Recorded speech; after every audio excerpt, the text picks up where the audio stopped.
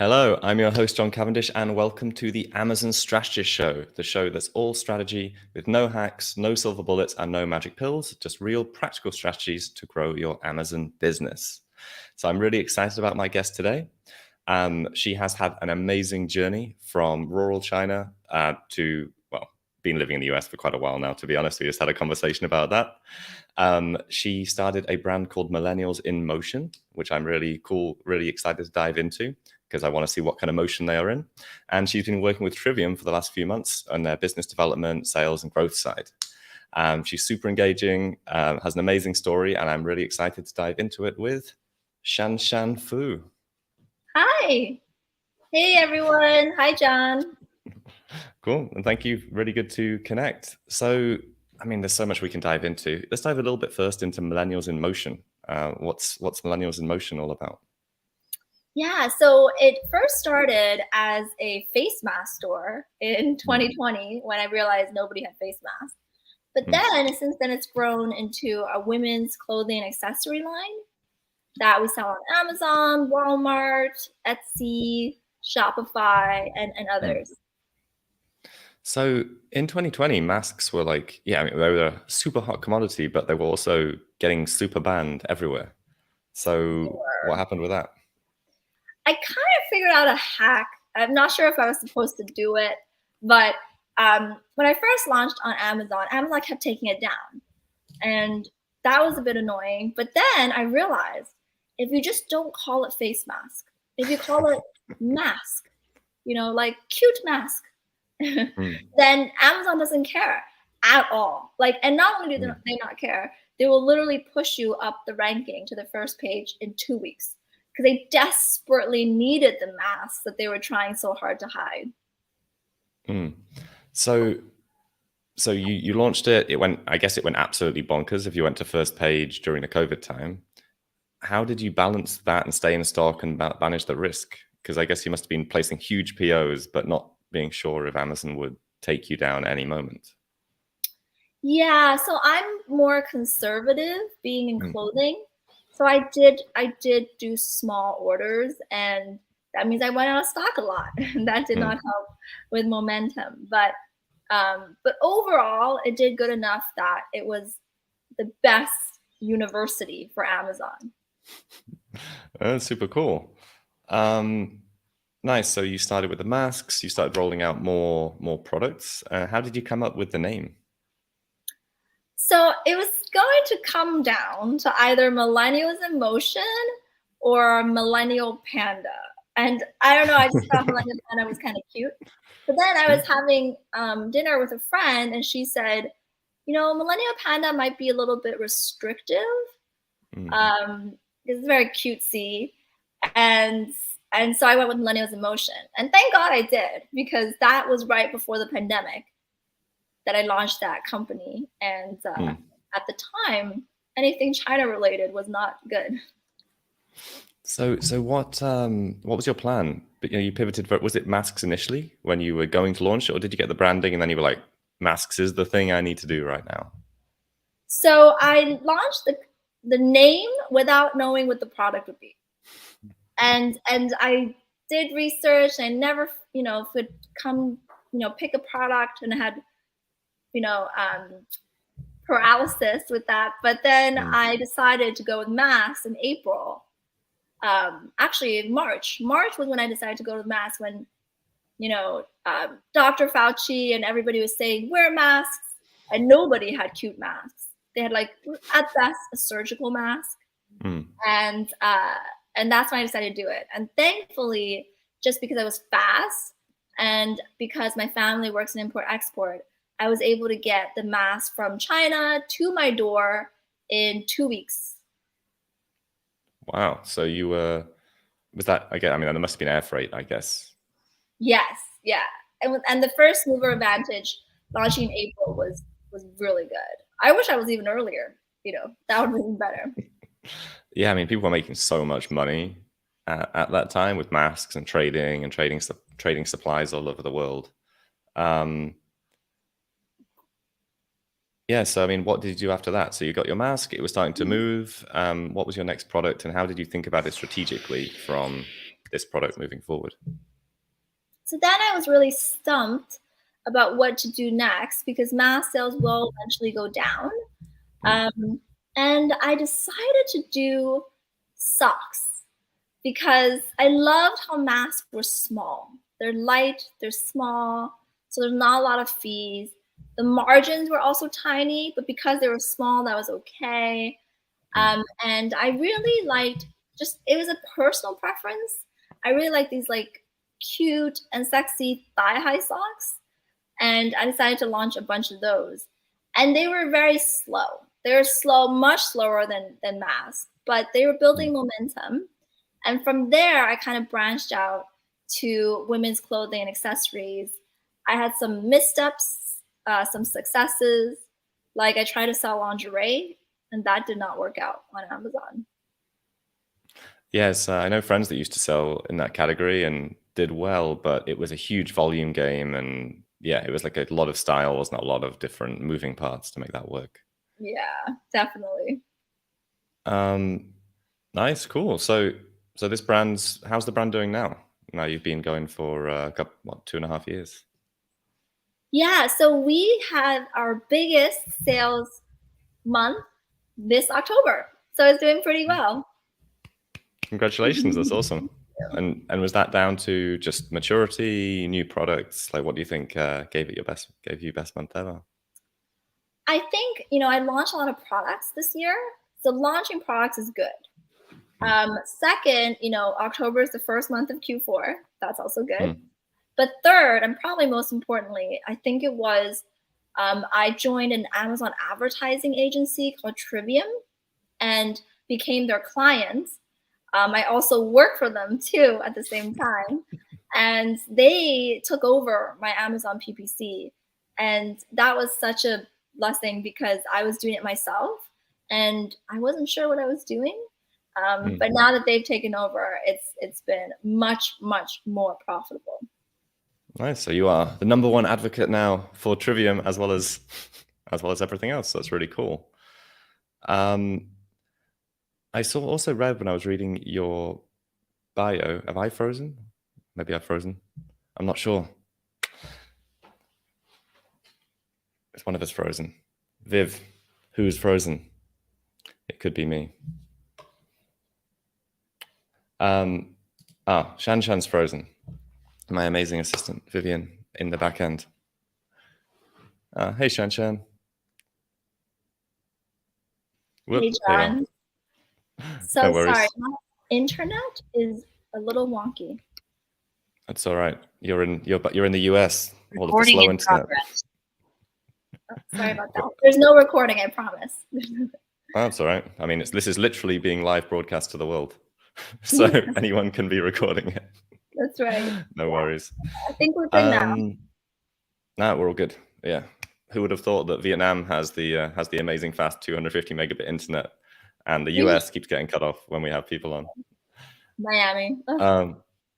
Miami, yeah. I mean, it's just the infrastructure, isn't it? Like, whatever has first generation infrastructure is slower than when they installed it second, third generation. That's why China's got such good infrastructure. As long as you don't want to dial outside the country. Yeah, exactly. Which is crazy. So I also read when I was looking at your bio that you had a launch strategy going across several different platforms. So can you speak on that a bit, like using Poshmark, all the Etsy, the other platforms you sell on? Yeah. So when it comes to such a competitive category such as women's clothing, 20% will do 80% of the sales, and maybe not just women's clothing, probably a lot of products. And the challenge is that when you launch on Amazon, you need a lot of Amazon PPC ad spend to push it up in ranking. But if you're doing it with, a product that's not going to succeed, that's a lot of wasted spend. So what I would do is I would launch them on Etsy first, because Etsy is so easy to launch. You don't even need a barcode. You could just launch with the picture and the listing description, and that's it. And it will be live in like 2 seconds. And you also don't even need ad spend because Etsy gives you an algorithm push in the very beginning. So you can get data on if your product is a top 20% seller or not on Etsy, basically for free. And then you then launch it on Amazon, and it's almost like a 95% correlation. If it succeeds on Etsy, it succeeds on Amazon. If it fails on Etsy, it fails on Amazon. So that's kind of a way that you could basically guarantee 95% you'll probably make it work. And Etsy has so many different categories. Like there's pets and there's art and there's household goods, and it's really branched out. It's no longer just for handmade stuff. You can pretty much sell anything on Etsy. Cool. I was going to ask that. So what products work best on Etsy in your experience? Well, face masks was first because Amazon banned face masks, but Etsy didn't. So on Etsy, you could even use the word face masks. They were actually the go-to marketplace for all the people who wanted face masks in the world. And that's why they got their huge revenue jump in 2020. Cool. So you've got it on Etsy, you've tested it, it works. Like what kind of orders were you going for when you're initially trying to launch things on Etsy? What size? It's slow, right? Etsy doesn't have quite the big network as Amazon does. But again, for Etsy, I wouldn't say it's the main source of income. I would say it's the testing ground. You can make a little bit of income, more than you would on Walmart, but it's definitely a testing ground, a really good one. And are there any other platforms that you use as well as Etsy and Amazon? Yeah, so I use Shopify because the one thing I learned is it's not good to drive traffic to your Etsy or Amazon if it doesn't convert. And I did that. I had a CNBC article that came out last year, and it drove so much traffic to my Etsy account, and it didn't convert because people were just curious, not really trying to buy anything. And it halved my sales. My sales literally got cut in half because then Etsy was like, oh, well, this listing isn't converting like it used to. Maybe it's not a good store. That's reduced its ranking. So Shopify is a great place where you can funnel people from influencers or from, press, so that doesn't affect your main Amazon and Etsy stores. I didn't realize that. That's actually an amazing tip and like nugget for people to take away is, don't drive too much traffic to your, especially Etsy store, because it screws up your metrics. Yes. Cool. So CNBC, how did you get on CNBC? That's a bit of a random change of topic, but amazing for PR. Like, how did you get featured on CNBC? I just messaged them. I have this, there's a series they have called Millennial Money. And I really like it because it's talking to millennials and it totally exposes all of their finances, like their monthly finances, their life finances. And I thought it was very open. I really liked that it was so open. And there was a little tag that said, oh, if you want to be featured, email us. And I emailed them with my story, and I really didn't think they would apply because God knows how many they get. But they replied in like 3 days, and I was the feature. Oh, that's really cool. Yeah, my friend just did that. Just got featured on that, and now he's going around all of the circuits doing that type of stuff. Oh, who is he? A guy called Jesse Schoenberg. He lives in Bangkok, but he's an American guy, lives in Bangkok. Interesting. And yeah, I mean, it seems like it's a really good way of doing press, like backlinks, gives you some amazing backlinks from CNBC, and they're all SEO guys. So they're all like, let's get as many backlinks as possible. That's really, really cool. I like it. Did anything else come out of the CNBC stuff? I think maybe some notoriety, but other than that, I mean, it halved my sales. And yeah, I think overall just kind of notoriety, but nothing that was super amazing business wise. I still think it was worth to do it because you don't know what that notoriety could eventually snowball into, Yeah. So if you're watching this or when you're watching this, Google Shan Shan's Millennial Money, get some see what she's spending her money on. Always interesting what people are spending their money on in the US. and how it differs, you know, kind of around the world of like how people divide their income. Because the US is crazy right now.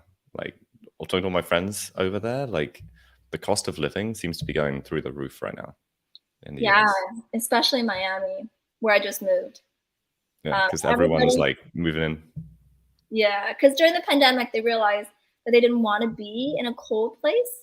Mm. They moved to warmer places, and now everyone's remote, so they don't even have to be in the big cities. Mm. I mean, if you like Miami weather, you should come live here. Vietnam, it's Yeah, exactly the same climate as Miami. Like I spent a few weeks in Miami, and I was like, wow, exactly the same weather. Good food, crazy busy. Yeah, I love the energy. and there's literally no winters. No, same as Miami. Oh, that's perfect. Literally same climate. 30 degrees every day, Yeah, tropical. 30 degrees, whatever that is in US. What's that like? 80, 80 something? 80 something. High Yeah. 80s? I have no idea. But 30 degrees every day, and yeah, humid like Miami. But I really like Miami. Brickell and those kind of areas are Mhm. super nice. Yeah.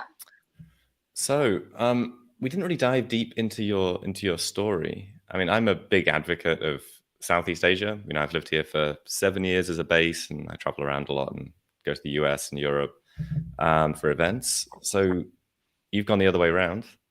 Well, from East Asia. Like, can you tell us a little bit about your story or your family story? Sure. So I was born in a rural part of China, and I grew up with my grandparents. And it was a simple life. There was definitely no plumbing or no electricity. And but it was amazing. It was the best way to grow up because it made me really grateful for everything. Um, and everybody was very warm and kind. And then I followed my parents to the Mm. States when I was 6. And we lived in Albuquerque and New York. And that was more of a hustle because my dad's an engineer, my mom's a doctor, but they couldn't really work on their professions as immigrants at the time. So instead, my dad would work at a grocery store. And it was a hustle. It was a really hard hustle. But then we moved to Canada when I was, I think, 8 or 10, and I stayed there and became Canadian. And then I moved back 7 years ago to the States, first to San Francisco, and now I just recently moved to Miami. So I've been all over the world. Yeah, and what memories do you have from China? I was 6, so not a ton, but I do remember, hanging out with my cousins and my grandma. They made such amazing food. I probably ate healthier as a kid in rural China than Sure. in the States. And I remember going to school there, and I remember there wasn't a lot of concrete walls. Most people lived in like a shack. But Mm. because my grandfather was kind of like the lieutenant mayor, we had concrete walls. And I remember thinking, wow, I can't believe we have concrete walls. It's amazing, isn't it? Like whatever you used to as a kid, what if you think, you don't realize as a kid what where you're living, what it's about compared to anywhere else in the world, do you? You just think, oh, concrete walls are super fancy. I remember thinking things Yeah, like that when I was a kid, like, oh, it's just great. It doesn't make any difference at all. yeah. That's why So I where love in China? cities now. Where in China was that? It was in a place called Yushan, but I believe it was in the Jiangxi province. Is that whereabouts is that? Is that north, central, south? I think it's closest to Shanghai. Oh, cool. Yeah. Nice. Have you been back? I went once like 10 years ago, but I haven't been back since. And I would love to go back, especially to source more products, but I think it's a little hard right now to travel there. Oh, it's crazy. A guy in the Amazon community, Chris Davey, you should check out his posts because he just got back to China like last week, and he's had a really good selection of Facebook posts where he goes step by step through. If you're watching, Chris, hello. If you're of how he got in, what paperwork you had to do, where you get stopped, where you get tested, like really, really interesting because it's a Interesting. crazy process. There's a lot. You go to Hong Kong and there's a lottery, to get a certain number of tickets a day across the border, and then they test you, put you in a hotel, test you 7 times in 5 days, and then put you in your house, but your partners can't be home. Then you've got to wait for another 24 hours. Like this crazy, crazy. I mean, the zero COVID process to get you across the border. It's really interesting. Wow. That's great that he put that guide out. I might use it soon. Yeah, you should check it out. I think it's more because he wants to go home and see his partner. Yeah. Because it's crazy. It's not crazy. I mean, it's really interesting, isn't it, that China's pursuing zero COVID. Yeah. Whereas everywhere else in the world is open, Thailand, Vietnam, no vaccine requirements, no paperwork, no nothing. Just show up these days. Yeah, just like in Florida. It's great. Yeah, I love it being in Florida. No masks, no worries. Like, if you're going to get it, you get it. Now we're all mostly vaccinated if you wanted to be. Cool. So thank you for your story. It's really, really cool, inspiring. So what do you think has been the biggest factor in your success as an e-commerce seller, in life, I guess you've been in technical sales for a while? Like, what do you put your success down to? I think it's people. I think it's being around the people that will encourage you and work with you and you can learn from. Learning from them, I've had some very generous mentors, and I was always very active when I was trying to launch this business to reach out. Sometimes, they don't reply, but I would always shoot for the stars and see if they show up. And yeah, the advice I've been getting, the encouragement, my friend, I was bootstrapping it, so I didn't have a lot of funds for like photography, and my girlfriends would offer to model for me. So, it's kind of hard sometimes when you're an entrepreneur, you feel alone. But when you have a lot of people around you, then you feel less alone. And that's why now that I'm in Miami, I kind of want to build like an e-commerce gang. So if anyone's in Miami in e-commerce, please hit me up. Awesome. Yeah. So please do reach out to Shan Shan if you're in Miami. A gang. So what kind of affiliations are you going to have? What's your gang name going to be? Do you have a gang sign? Miami's all about gang signs, isn't it? Yeah, we're going to do crimes, of course. Yeah. Right? That's what gangs are for. Do all the crimes. What's going to be your favorite crime? It's going to be so criminal. Like, we're going to go to happy hour, and then we're going to talk about Amazon hacks. Yeah, pirate movies. Amazon hacks. Yeah, no, you don't want to get arrested. I hear the police aren't so nice at that. Cool, awesome. So yeah, your new gang. I guess, yeah. Why did you move to Miami? Because I always want to go towards hotter weather. So I went from Vancouver to San Francisco, much improvement on weather. But then Miami, even more improvement. And I have, my best friend is here and the weather is amazing. And also because I genuinely wanted to be around more Amazon sellers. In San Francisco, I started this happy hour and I found like maybe 10 Amazon sellers that would come to happy hour. Sometimes maybe only 4 would show up, and that's not a lot for like a tier A city. So I thought, hey, if I go to Miami, maybe I can find way more. Yeah, no, I agree. And then you go somewhere like Chiang Mai in Thailand, and you'll find hundreds of them. It's really? Crazy. Oh. Yeah, there's hotspots, because Amazon selling is like, a digital nomad, seen as digital nomad thing. There's still a lot of people selling on Amazon. Like, I went to meetups when I was in Saigon, like 5-6 years ago, where 30-40 Amazon sellers would show up. And yeah, and we're in the middle of Southeast Asia. They've never seen their products. Wow. Mostly. I must visit then and hang out with everybody.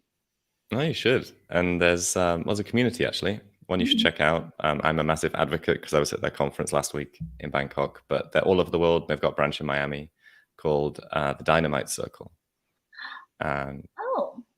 And they have a branch in Okay. Miami? Well, everyone's location independent. So they definitely have people in Miami. And just location independent entrepreneurs. Some of them do Amazon. It used to be a lot more, say 5 years ago. And some do everything else. Amazon crypto, the crypto bros, maybe in Miami too. Amazon crypto services, all that type of thing. So yeah, really amazing community. I love it.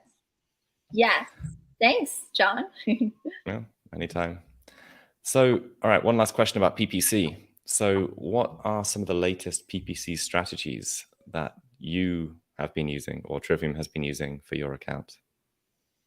Yeah, so at Trivium, there's so many strategies, so many. Just a couple that really changed my performance is I've realized that Amazon throttles you, where they kind of think that, oh, this is a small seller or small products. We're only going to show you for a small fraction of the impressions you're eligible to get.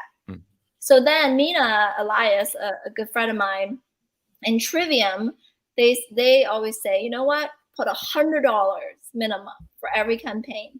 And I did that, and immediately I started seeing more spend. Because if you're getting good ACOS, you almost don't care how much is being spent, right? Because the more you spend, the more you make, and the more you climb up in the ranking. So for the really good ACOS campaigns, I unthrottled myself. I trained Amazon that they should spend more money, because even if you put $100, it's not gonna immediately spend $100 a day. It's gonna slowly crawl up. So you can still manage it yourself. So that was really big for me.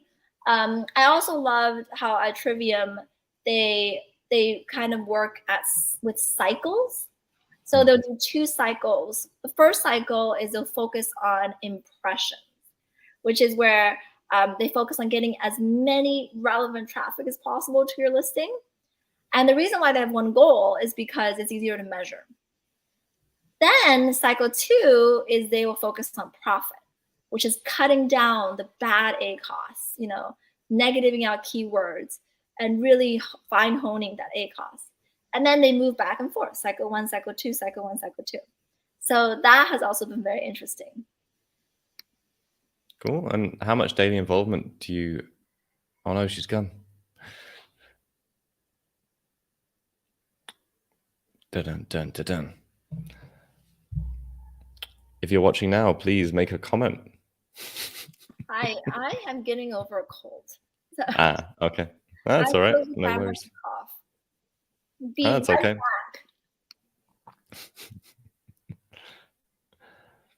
No problem. If you're watching, leave a comment.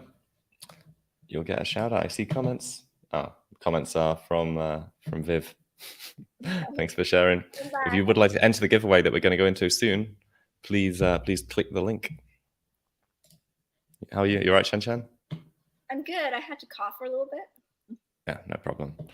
We have all been sick recently. Awesome. So, are you ready to enter the competition section of the podcast? Yes. So, as at this part of the podcast, what we do is we want to give back to our audience.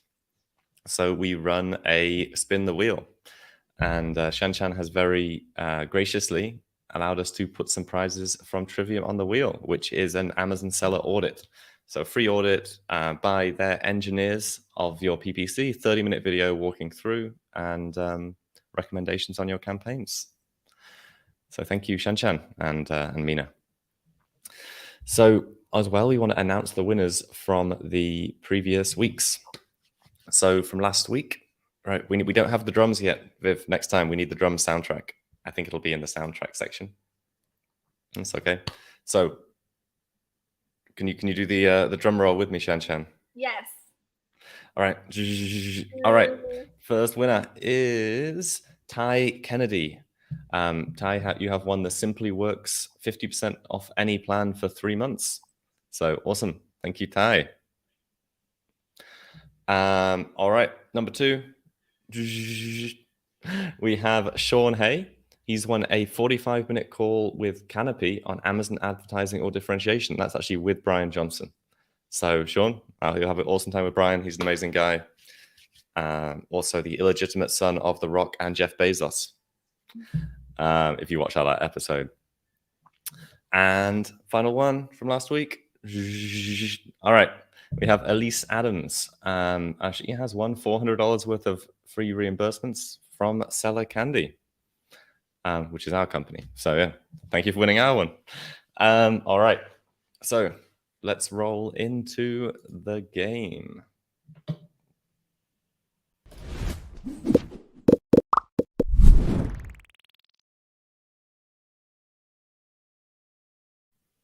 Wow, that was good. Look at that. Look at that timing. And it's already spinning. Wow, it's like this was already planned, wasn't it, Viv? All right, let's we'll spin it again.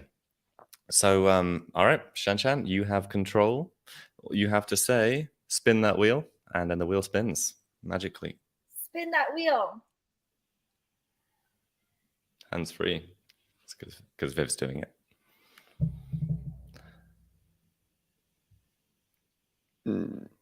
I feel like this wheel is weighted, like the one at the gym that I go to, because literally I was moving. All right, so someone has won your prize. So next week we'll be introducing them directly to you, Shan Shan, so that you get them the free 30-minute audit. So happy to meet thank them. you. And all right, let's spin it again, because you shouldn't win, and especially you shouldn't win twice in a row, because that's crazy. The wheel is rigged. It's one of those rigged wheels that only gives you certain prizes, which is your prize. Ready to spin again? Yes. Spin that wheel.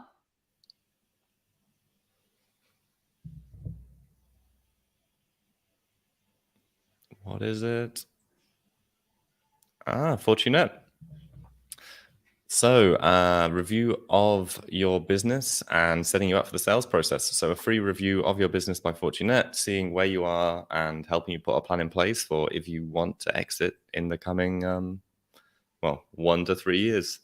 I feel like there's going to be a recovery next year in business sales. So, now is the time to start setting things up if you want to exit in 2023.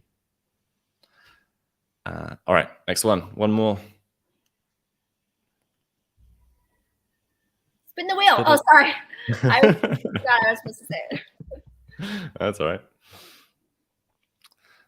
Vivian is trained to only click once the secret phrase is sent. Wow, and Seller Candy again. It isn't. I promise this is not a weighted wheel. Digitally weighted wheel. So $400 worth of free reimbursements from Seller Candy.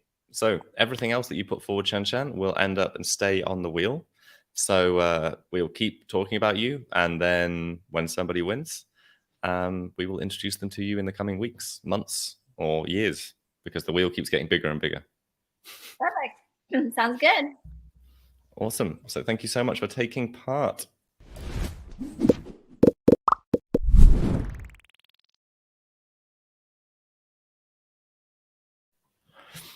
All right, so there is a link to that giveaway below this video, and also in the description of the recording.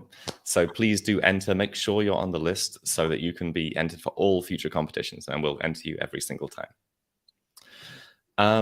All right, so we have one question that we ask everyone on the Amazon Strategist Show, which is, what is one strategic element you think most people are missing when selling on Amazon? A strategic element. I think it's removing all and any barriers to entry, as in reducing, increasing it. Yeah. So when you sell on Amazon, you would have as many barriers to entry as possible. And that's where I think there's going to be a lot of success.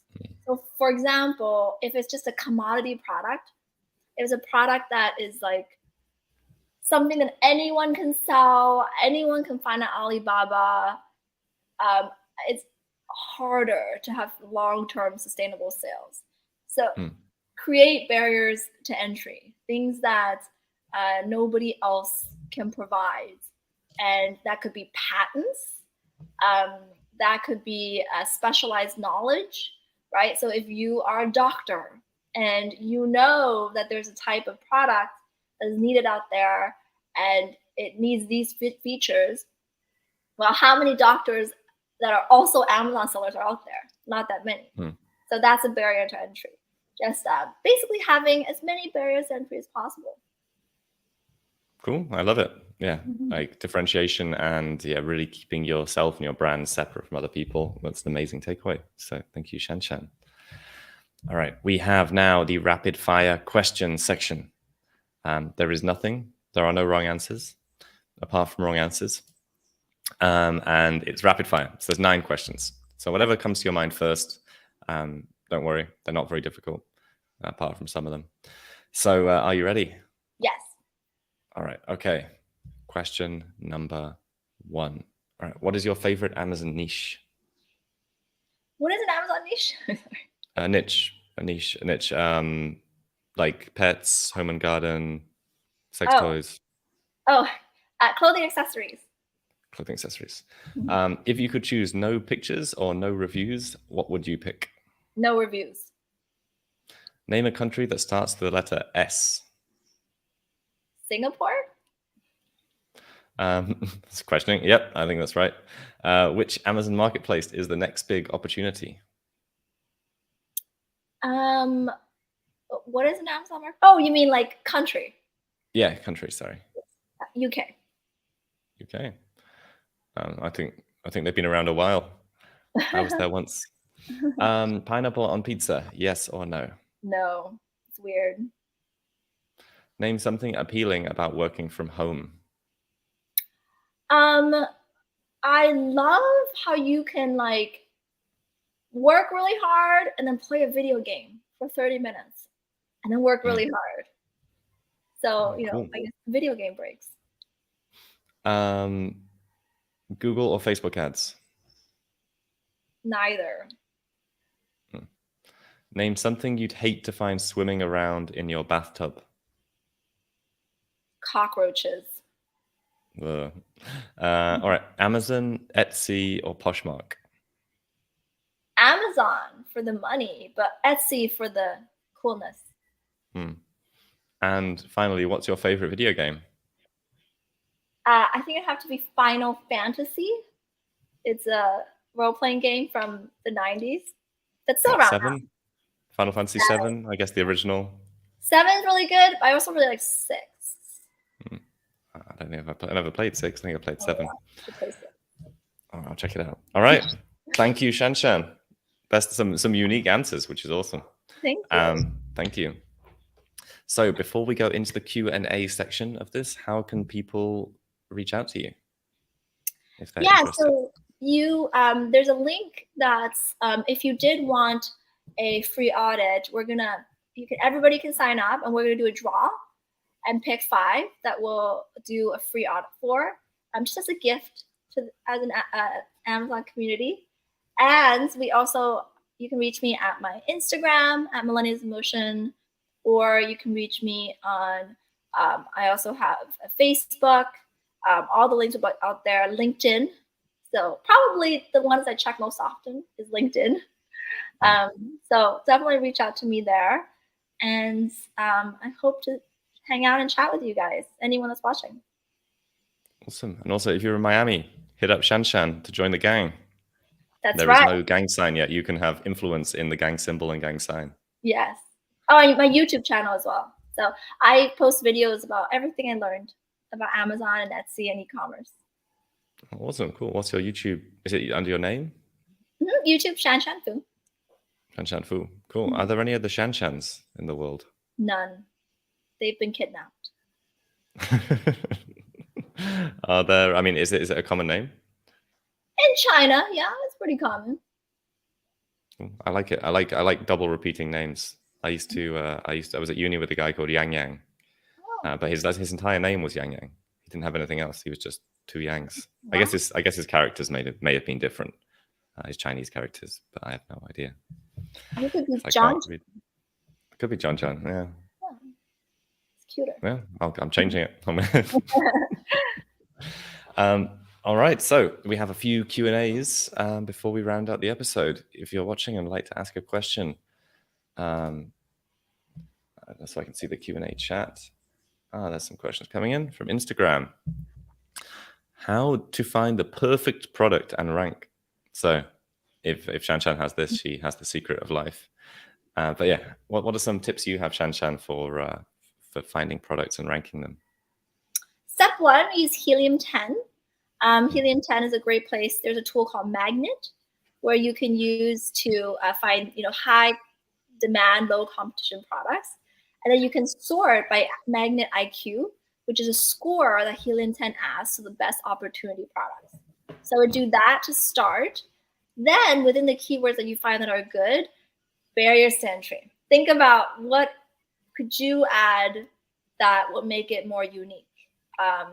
Do you have a friend that's a product designer that could design something better?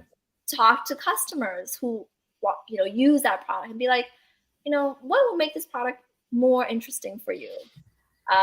Build partnerships that would help make the product seem more legit. So add as many barriers to entry as you can to whatever keyword you decide to shoot for. Cool. And what kind of partnerships have you done in the past? Have you done any partnerships? So for me, I've done some press. So one of my tights was just published on New York Times in this beautiful model in Ghana. And I posted that on my Amazon, be like featured on New York Times. I think it helped sales. So it just made the product more legit because there's so many tights out there. Most of them are from competition in Asia, and they weren't featured on New York Times. So stuff like that. Make it seem more local, make it seem more like there's an ecosystem around the product. Oh, that's cool. You say it was in Ghana, like a photo shoot in Ghana? Yeah, they took my tights to Ghana. Yeah. Wow. Is it cold in Ghana for tights? I would have thought Ghana's pretty warm. Yeah, these tights have giant holes in them, so they're not exactly warm. That's cool. Not like Vancouver or Canada tights, like wool leggings. No warmth whatsoever. It just looks cool. Oh, very cool. I'll try them on. Any more questions? Ooh, okay. Strategies on how to market a small business. So from your previous business, I guess this could easily be either for Amazon, I guess, or for your sales and marketing roles in the past. Like, what have you seen work really, really well for marketing a small business? If it's for e-commerce, really it is Amazon pay-per-click because they have all of the customers are ready to buy. And that's why I don't use Facebook or Google because they're not quite as ready to buy.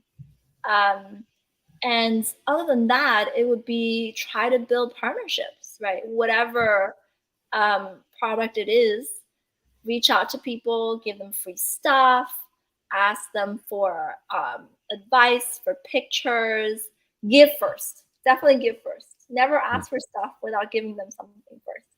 And that's kind of like a life rule. And yeah, I think if you just give all the time with your small business, eventually it'll come back around.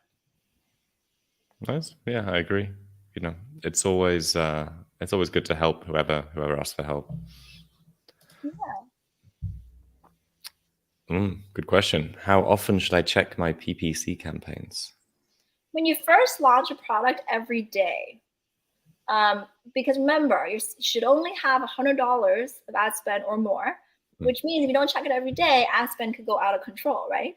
So it should be every day, which is a lot of work. So if you don't have that time, you may want to get some help, but definitely every day. And then once you kind of get in the swing of things and you're happy with the progression, then you could probably reduce it to a few times a week.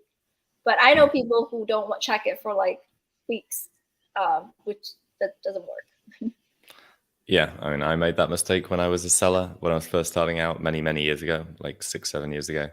And sometimes you think PPC is in steady state and you're not checking it. And then Amazon changes something or they decide suddenly a keyword is relevant to your listing and spend goes through the roof. Yeah. That's how to liquidate tens of thousands of dollars if you're not careful. Yeah. Goodbye money. Yeah. And check it every day or pay someone else to check it, especially if you're spending multiple thousands a month or tens of thousands a month. So from Twitter, when you get rid of a research keyword that doesn't produce sales, when do you get rid of a researched keyword that doesn't produce sales after generating expenses? So what are your metrics for negative keywords, basically? Just your business case. So my products are extremely low margin, so I can't even tolerate like $5 of wasted spend. So $5 to $7, I negative it out. But if you have a product, and just do the math backwards, right? If your product is $50 and cost of goods sold is, $10 or $20, and you have enough cash flow that will last for not paying yourself for a year, and then you just do the math backwards to see how much you can afford to lose before you really have to make profit. So there's a thing called the honeymoon period. It's the first 45 days of a product launch. That's when I think you should really not even try to make money, because that's when, one sale, Amazon sees it as like 4 sales. And it's so important to have an amazing honeymoon period if you want to make money fast. So during the honeymoon period, I would say, don't even try to make money. Just try to get as many sales as you can possible with the lowest price possible and the best engagement possible. Nice. Yeah, I totally agree there. And if you are going to try to really grow an Amazon business, yeah, as you said, you're not going to be able to take money out for the first year at least, unless you're in steady state or not growing the business, because it's a hungry machine for cash. It's not like easy money comes easily out. But sales and business development is great for that. Cool. Any more questions? If you're watching, please do. Viv will throw them up. What are you going to do this evening, Shan Shan? I'm going to work. As an entrepreneur, you're working until 1 a.m. sometimes. But the best part is when I work now, I don't see it as work. I see it as fun. So it's very different from when I used to work in tech, where it was work. It was nice work, but it was work. So I'm very, very grateful that I quit, my 9 to 5 to pursue this full time. Yeah, that's really cool. And how long have you been full time now? For 2 years. Yeah, full time in 2021 and 2022. Yeah, congratulations. That's really, really cool. So, if there's no more questions, thank you, Shan Shan, so much for being on the Amazon Strategist Show. We hope that tonight's episode was valuable to you tonight, this morning, wherever you're watching this. And if you enjoyed the show, please do rate, subscribe on Apple Podcasts, Spotify, Google, leave a review, leave a comment, leave some feedback. We always want to make it better. If you are in Miami, please do hit up Shan Shan to join her gang.